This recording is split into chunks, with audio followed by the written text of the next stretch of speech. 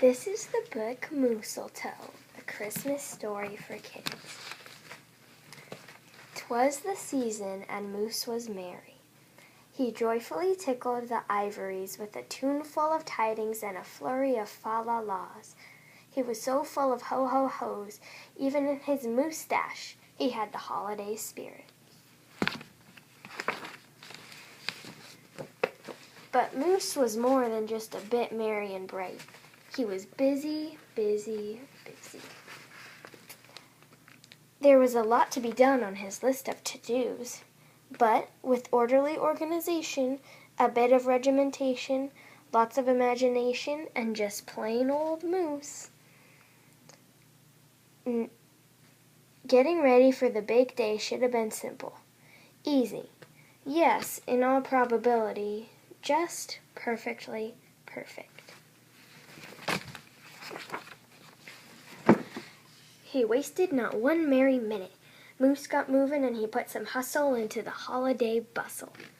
He went to work. He wrote cards and letters till his hooves hurt. Check. He shopped till he dropped. Check. He hauled some boxes and bags and presents galore. Moose had gifts for everyone stacked from ceiling to floor. Check, check, check. Then he wrapped, yo, yo, yo. Then he ribboned, ho, ho, ho. And on each and every package he tied a big, beautiful bow. Check and double check. So far, so simple, so easy. So perfectly perfect. Another look at the list, and Moose headed for the kitchen. He pulled out the pots, pans, and bowls. He whisked with his left and spooned with his right. He baked tins of cookies, check. Dozens of cakes, spreads, and sweets, check, check, check. He made jellies, jams. He roasted a goose and some chestnuts. He toasted marshmallows and yams. Check, check, check, triple check. Yes, yes, so simple, so easy, and, but of course, so perfectly perfect. Last but not least, he hung all the stockings, each and every one with special care, and just in time, too, for Santa would be there. Check and final check. Yes, sirree, getting ready for Christmas was an absolute snap, and so simple, so easy, and if he did say so himself, Moose thought totally, utterly, completely, perfectly perfect. On that night before Christmas, Mother, the little sissy, Bucky, and Junior all looked through the house. What a job Moose had done! Everything looked beautiful. Festive, quite fine indeed. There was just one minor problem, if you will. Oh dear, sighed the missus as the five stared at the empty corner. Oh my, oh me, oh gee. Pop, what happened? Cried Junior. You forgot the tree. Where would they hang the tinsel, string the popcorn, light the lights? Where would Santa leave his gifts for the kiddies on Christmas Eve night? So Moose pulled on his galoshes and put on his hat. He would find a tree somewhere, somehow. And that's all there was to that. So out went the Moose, braving blustery blowing winds and the cold, trudging through snowdrifts, courageous and bold. Moose hoofed it down to the corner, not a tree to be had. Uh-oh, things were looking bad.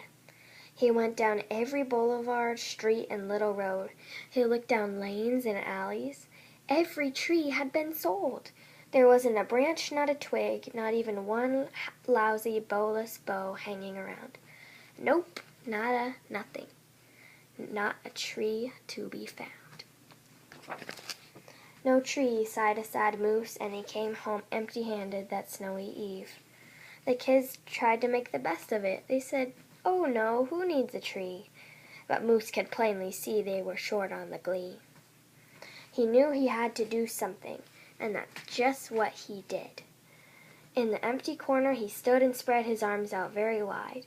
Then he smiled at his children and winked at his bride. "Kids," he declared, "fetch your forgetful pop some of that tired and true family glop." So back came the kids carrying a big pot of glue, and without a word to another they knew just what to do. They each took a part, grabbing strands, taking hold. Then carefully, oh so carefully, they glopped and plopped and pasted and pressed. They curled and twirled every which way a follicle could fathom, until Moose's magnificent mustache was indeed more of a marvel to see.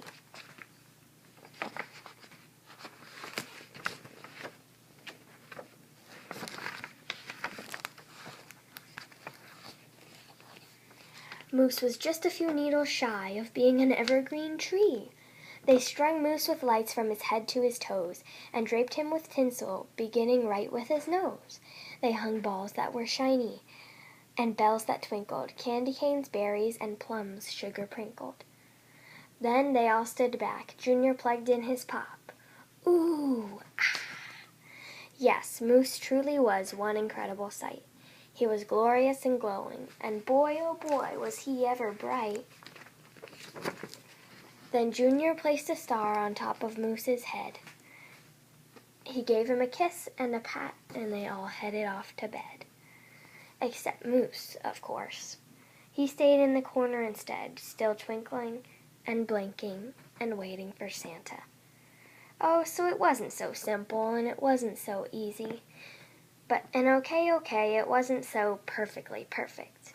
But do you know what? It was pretty close.